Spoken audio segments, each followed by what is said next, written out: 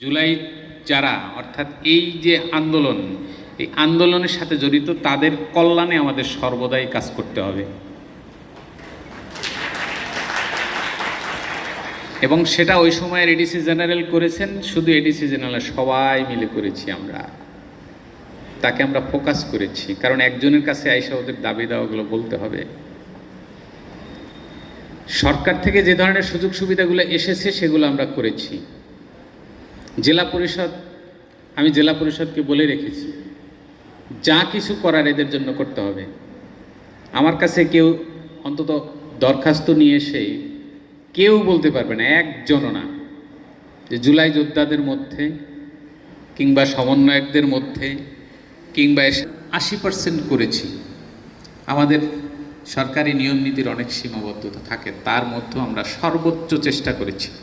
রাজনৈতিক দল এই পরিবর্তিত পরিস্থিতিতে জেলা প্রশাসন বলেন তথা সরকারের সাথে সব সময় সমন্বয় করে কাজ করছে। আমরা যখনই ওনাদের কাছে যে কোনো ধরনের বলেছি এটা একটু করে দেন, তারা কখনো বলেন নাই না এটা তো আমরা করতে পারবো না। আমি এখানকার আপনাদের প্রিয় ভাজন মানুষ অধ্যক্ষ আসাদুল হক দুলু, তাকে দেখেছি, তার সমন্বয়টা অত্যন্ত চমৎকার। তাকে আমি বলেছি এই কাজটা এরকম করলে ভালো হয়, বলে আচ্ছা ঠিক আছে করেন, সমস্যা নাই, এইটা এরকম আমরা এইভাবে করতে চাচ্ছি, করেন, সমস্যা নাই। কোনোদিন নেগেটিভ কোনো কথা শুনি নাই। আমি এখানে চমৎকার একটা পরিবেশ পেয়েছি, এই পরিবেশের মধ্যে আমরা কাজ করতেছি। লেভেলে থাকে তাদের একটু ধৈর্য ধরতে হয়, সুন্দর চিন্তা করতে হয়। অনলাইনে কে কি লিখলো এটা নিয়ে আমরা চিন্তা করলে হবে না। এই যে আমাদের মমিনুল সাহেব আছেন, একটা ঘটনায় আমি তাকে বললাম আপনি একটু সহযোগিতা করেন। যার বিষয়ে সহযোগিতা করতে বলছি সে বলছেন যে উনি তো অমকের দোসর। উনি অত্যন্ত ঠান্ডা মাথায় জিনিসটা সমাধান করছেন।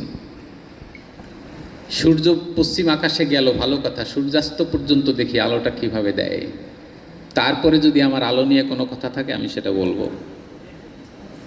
এর আগেই দুপুরের পরে সূর্য যখন হেলে গেল তখনই কিন্তু গর্জে ওঠা যাবে না। ধৈর্য খুব পরম সম্পদ। যাই হোক, আমরা বেশি কিছু বলবো না, এরপরে প্রোগ্রাম আরও আছে। আমাদের জুলাই শহীদদের জন্য, শহীদ পরিবারের জন্য সরকারের পক্ষ থেকে আমরা যেই প্রণোদনা পেয়েছি সেগুলো আমরা সঠিকভাবে পৌঁছে দেওয়ার চেষ্টা করেছি। আজকে তাদের জন্য সরকারের পক্ষ থেকে বিভিন্ন ধরনের গিফট আছে, আপনারা দেখবেন, আপনাদের সামনে আমরা দেব, সেগুলো আমরা যথাযথভাবে আপনাদের পৌঁছে দেব। আর বিকেল 4টার সময় আমাদের একটা প্রোগ্রাম আছে, জুলাই কনসার্ট।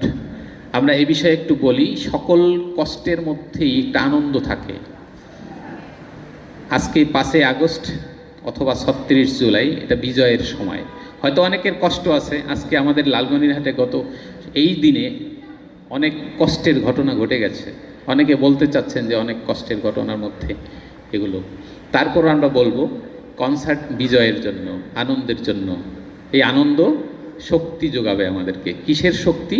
ফ্যাসিস্টকে তাড়ানোর শক্তি, সত্যকে সামনে নিয়ে আসার শক্তি। আমি আর কথা বলবো না, আমি শুধু এইটুকু বলতে চাই, কারো মনের মধ্যে কি থাকে আমরা কিন্তু বলতে পারি না। এটা প্রকাশ করবেন, আপনার দুঃখ হোক, কষ্ট হোক, আমাদের কাছে বলবেন যে ভাই, স্যার বা সরকার, আমাদের এই জিনিসটা এরকম হলে ভালো হয়।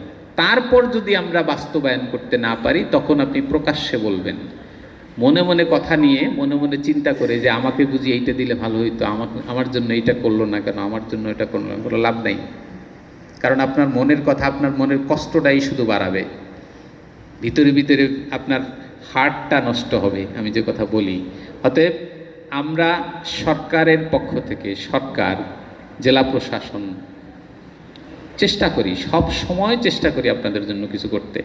এই 1 বছরে আমার মনে হয় না, আমার জানা মতে আমি তাদের সাথে একটা কটু বাক্য বলেছি, একটা কষ্ট দিয়ে তাদের দিকে তাকিয়েছি।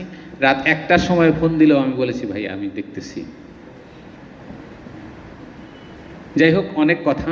সবাই মিলে আজকের দিনটা না শুধু এই জুলাই যোদ্ধাদেরকে সম্মান করব, শহীদদের পরিবারের প্রতি। একজনে বললেন যে আমাদেরকে যেন খেয়াল রাখা হয়।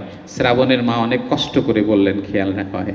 শ্রাবণের মায়ের একটা দাবি ছিল আমাদের এই 12 জন শহীদ সন্তানের যেন 12টা স্কুলের নাম দেওয়া হয়। আমরা তাদের কাছ থেকে দরখাস্ত নিয়ে আমরা সরকারের কাছে প্রেরণ করেছি, সম্ভবত খুব তাড়াতাড়ি এটা চলে আসবে। আমরা চেষ্টা করি, চেষ্টার ত্রুটি হতে পারে, চেষ্টার মধ্যে সমস্যা থাকতে পারে, এই সমস্যার আবার সমাধানও আছে। আসুন সবাই মিলে ফ্যাসিস্টদেরকে পরিহার করি, অন্যায়কে অ্যাভয়েড করি, সত্যকে সামনে নিয়ে আসে, নিজের জন্য না। কিছু কিছু লোক আছে দেখবেন খালি নিজের কথা বলে, আমি এই করেছি, আমি এই করেছি, আমি এই করেছি। না, আমরা সবাই মিলে কি করেছি এটা হলো বিষয়। লালমনিরহাট একার কারণ না, লালমনিরহাট সকলের, সকলে মিলে করেছি। এইটুকু যদি মাথায় রাখতে পারি তাহলে আমাদের কোনো ক্ষোভ থাকবে না, কোনো কষ্ট থাকবে না। একা চলা যায় না। আমি লন্ডনে পড়াশোনা করতে গেছি, তখন এই ইন্ডিভিজুয়ালিজমের উপরে পড়াশোনা হচ্ছিল। তখন আমি বলছিলাম যে মুসলমানের জীবনে ইন্ডিভিজুয়াল কিছু নাই, কারণ একটা মুসলমান মারা গেলে কবরে নামাইতেও 4টা লোক লাগে।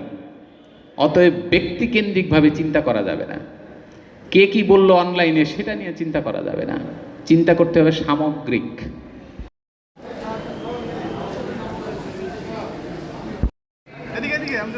প্রস্তুত থাকবেন জুলাই শহীদ আজিজুল ইসলামের পরিবার। জাহিদুর রহমানের পক্ষ থেকে যিনি এসেছেন প্রস্তুত থাকবেন।